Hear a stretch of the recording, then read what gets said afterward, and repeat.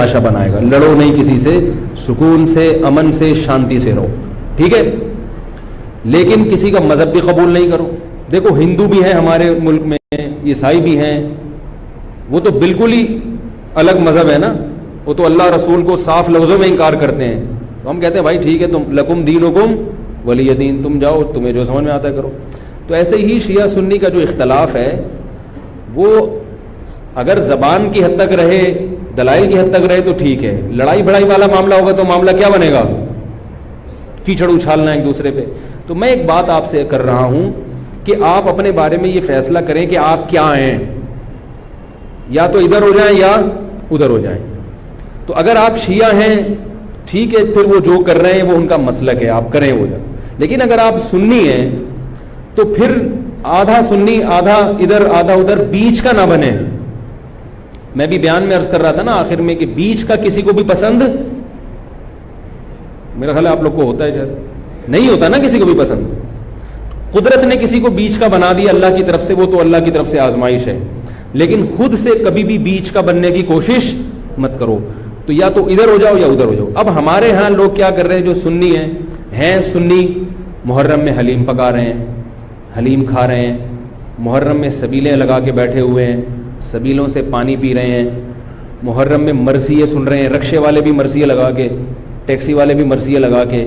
تو بھائی یہ اسلام نہیں ہے, یہ سمجھ رہے ہو, جو اس کو اسلام سمجھتا ہے وہ کرے, لیکن ہم سنی مذہب جو ہے وہ اس کی نظر میں یہ اسلام نہیں. نبی صلی اللہ علیہ وسلم نے لعنت فرمائی ہے میت پہ نوحہ کرنے والوں پر, سمجھ رہے ہو. آپ نے فرمایا جو گریبان پھاڑے وہ ہم میں سے نہیں ہے. میت پہ چیخنا چلانا, اس کو نبی صلی اللہ علیہ وسلم نے لعنت والا عمل قرار دیا ہے. شہادت پہ چیخنا چلانا کسی کی, حضرت جعفر طیار رضی اللہ تعالیٰ عنہ اہل بیت میں سے تھے, وہ جب شہید ہوئے ہیں جوانی میں, ان کی 4 بیویاں تھیں, بیوہ ہو گئیں. معذرت کے ساتھ یہ میں ٹاپک نہیں لا رہا, جو خود سے آ رہا ہے اسے آنے دو. اب شہید ہی چار بیویاں ہی بیوہ ہوئی تھی, تو میں ان کو آپ کی خوش کرنے کے لیے ایک تو نہیں کر سکتا نا. ان کی 4 بیویاں کیا ہو گئی, بیوہ ہو گئی. تو جب ان کے گھر میں اطلاع ملی ہے کہ آپ کے جوان شوہر شہید ہو گئے, تو ان کے رونے کی آوازیں آئی ہیں, چیخنے چلانے کی آوازیں آئی. آپ صلی اللہ علیہ وسلم کو اتنا غضب آیا, آپ نے فرمایا کہ جاؤ خاک پھینک کر آ جاؤ ان کے منہ میں, اب ان سے کہو کہ اپنی آوازوں کو پس کریں. حضرت جعفر طیار بھی اہل بیت میں سے تھے, نبی کے سگے چچا کے بیٹے تھے.